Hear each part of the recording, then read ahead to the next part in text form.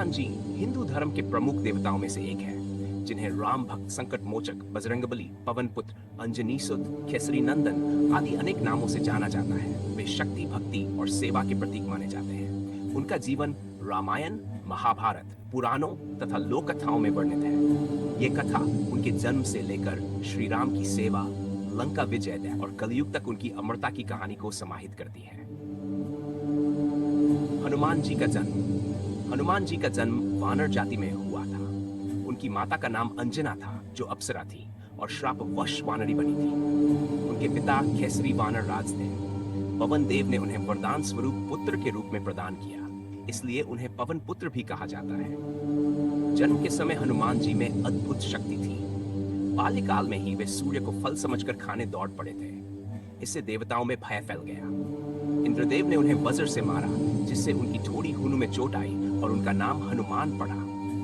इस पर पवन देव क्रोधित होकर समस्त वायु संचार को रोक दिए। तब ब्रह्मा जी और अन्य देवताओं ने उन्हें अनेक वरदान दिए: अमरता, अपार बल, बुद्धि, विद्या और युद्ध कौशल। बाल्यकाल की लीलाएं। हनुमान जी बचपन से ही अत्यंत चंचल, जिज्ञासु और तेजस्वी थे। वे ऋषि मुनियों की साधना में बाधा डालते थे, जिस कारण एक ऋषि ने उन्हें श्राप दिया कि वे अपनी शक्ति भूल जाएंगे और जब कोई उन्हें उसकी याद दिलाएगा तभी उन्हें उनका बल याद आएगा। ये श्राप बाद में रामायण काल में समाप्त हुआ। श्री राम से भेंट और राम भक्ति की शुरुआत। हनुमान जी का असली जीवन चरित्र तब आरंभ होता है जब वे राम कथा से जुड़ते हैं। रामायण काल में जब माता सीता का हरण रावण ने कर लिया और श्री राम उन्हें खोजते हुए किष्किंधा पहुंचे, तब उनकी भेंट हनुमान जी से हुई। हनुमान जी ने ब्राह्मण रूप में श्री राम से परिचय किया और उन्हें किष्किंधा में सुग्रीव से मिलवाया। वे श्री राम के पहले दूत और फिर परम भक्त बन गए। इस मिलन को तुलसीदास जी ने सुंदरकांड में बड़े भावपूर्ण तरीके से वर्णित किया है। सीता माता की खोज और लंका गमन। सीता माता की खोज में वानर दल दक्षिण दिशा में गया, जिसमें हनुमान भी शामिल थे। समुद्र किनारे पहुंचकर जब लंका जाने की आवश्यकता पड़ी, तो जामवंत ने हनुमान जी को उनका बल याद दिलाया। फिर हनुमान जी ने विशाल रूप धारण कर समुद्र पार किया। लंका में उन्होंने सीता माता को अशोक वाटिका में रावण की कैद में पाया। उन्होंने सीता जी को श्री राम की अंगूठी दी और उनका संदेश लिया। वहीं उन्होंने रावण के पुत्र अक्षय कुमार को मार गिराया और स्वयं रावण की सभा में पहुंचे। उनकी पूंछ में आग लगाई गई, जिससे उन्होंने पूरी लंका को जला डाला। राम रावण युद्ध में योगदान।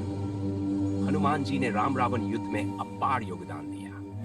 वे राम जी के सबसे भरोसेमंद दूत और योद्धा बनकर लड़े। उन्होंने लक्ष्मण के मूर्छित होने पर संजीवनी बूटी लाने के लिए पूरा द्रोणगिरी पर्वत उठा लिया।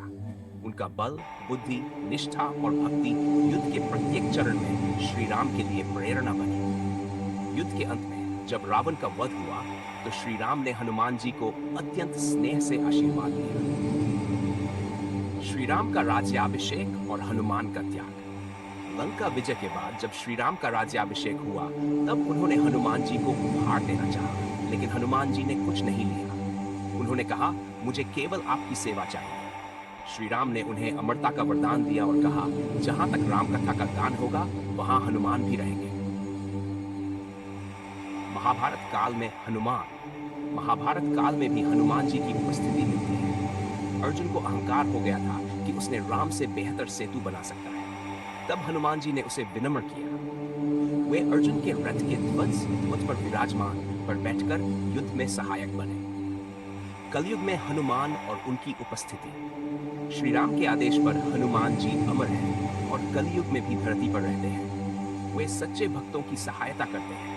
कहा जाता है कि वे हर उस स्थान पर रहते हैं जहां रामायण का पाठ होता है या जहां भक्त हनुमान चालीसा का पाठ करते हैं।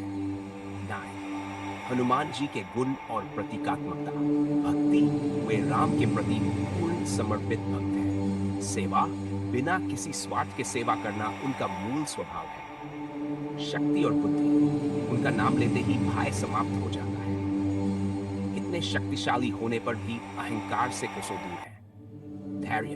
हर कार्य को धैर्य और चातुर्य से करते हैं। ज़ैत। हनुमान चालीसा और उपासना। गोस्वामी तुलसीदास जी द्वारा रचित हनुमान चालीसा आज भी विश्व भर में लाखों भक्तों द्वारा श्रद्धा से पढ़ी जाती है। ये पाठ संकटों को हरने, साहस, बल और भक्ति प्राप्त करने के लिए किया जाता है। हनुमान मंदिर और उनकी पूजा। भारत और विश्व भर में हनुमान जी के लाखों मंदिर हैं। मंगलवार और शनिवार को विशेष पूजा होती है।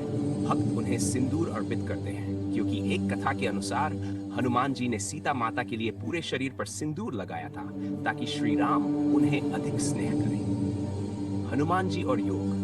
हनुमान जी केवल शक्ति के नहीं, योग और ध्यान के भी प्रतीक हैं। उन्हें ब्रह्मचारी और महान तपस्वी माना गया है। योग में हनुमान आसन उनकी ऊर्जा को सम्मानित करता है।